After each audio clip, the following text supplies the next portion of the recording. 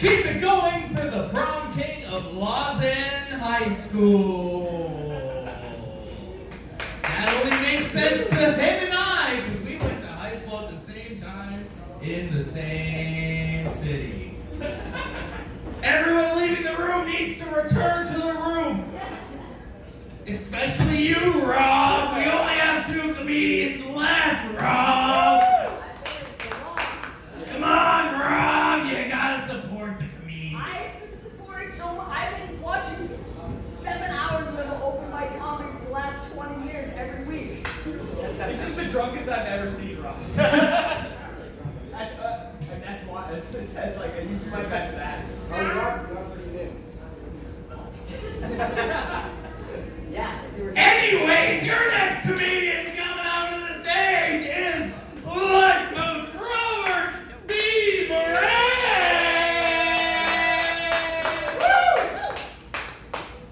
Hey, everybody. It is Robert B. Moran, and I actually am a life coach. That is my day job. One of the things, I live here in Austin, and is this on? Yeah. I wish it wasn't. So I'm here in Austin, and one of the things the end of every year, they always have something called Austin Christmas, right? Where the kids from BU and all the other places, they put all this stuff on the street. It's the appliances, the furniture, things like that. And that made me think, what if we had Austin Hanukkah instead? You know, same idea, we could put everything out on the street. We could light it up with candles at night. And somebody took my mattress, which was infested with bed bugs, and I said, oh, a miracle has occurred here.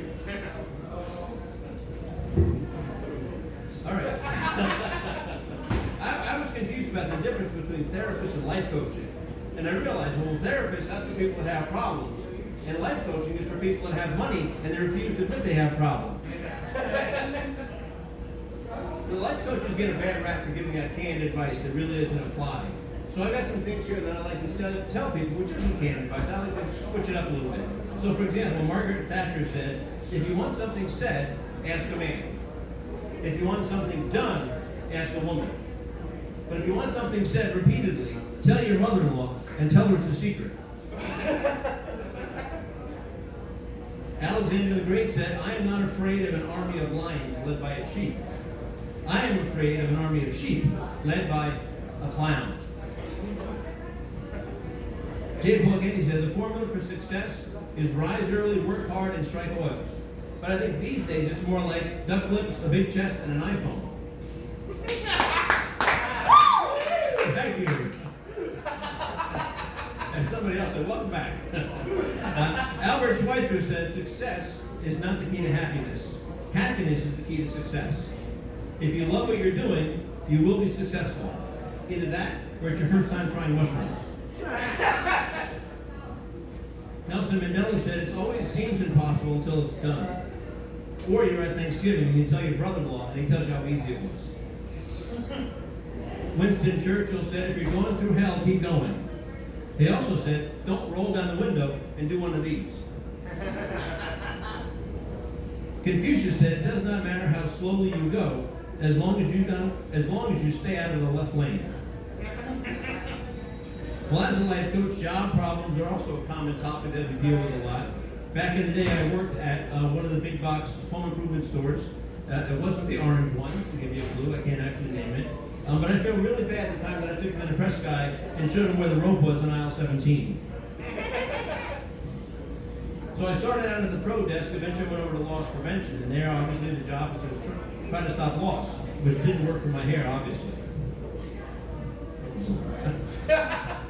From there, I had some problems. I was a star, then the new boss came in, and also they put me on performance, they were going to fire me.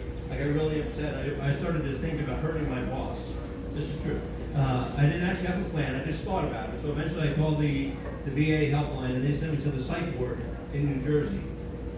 In the psych ward, if you've never been, you're not allowed to wear belts or shoelaces or things like that. So I actually won the Nobel Prize. Have we done that time? You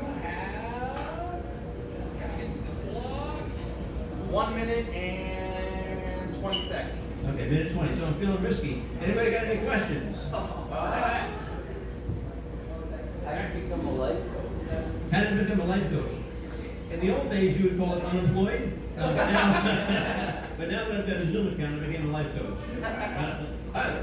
If you're a life coach, do you have a life offensive or defensive coordinator? I wish I did. I wish I had a life period. Thank you. Anybody else? Eli.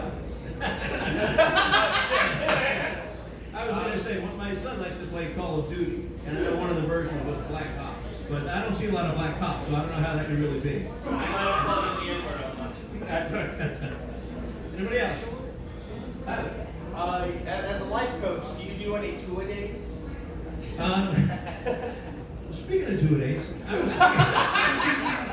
I was thinking about you and that experience you had with the guy jacking off on the bus. And how he made it 4 blocks. I'd like to find that guy and find out what his secret was. I'm Robert D. Moran, life coach on Instagram. Robert D. Moran. Thank you.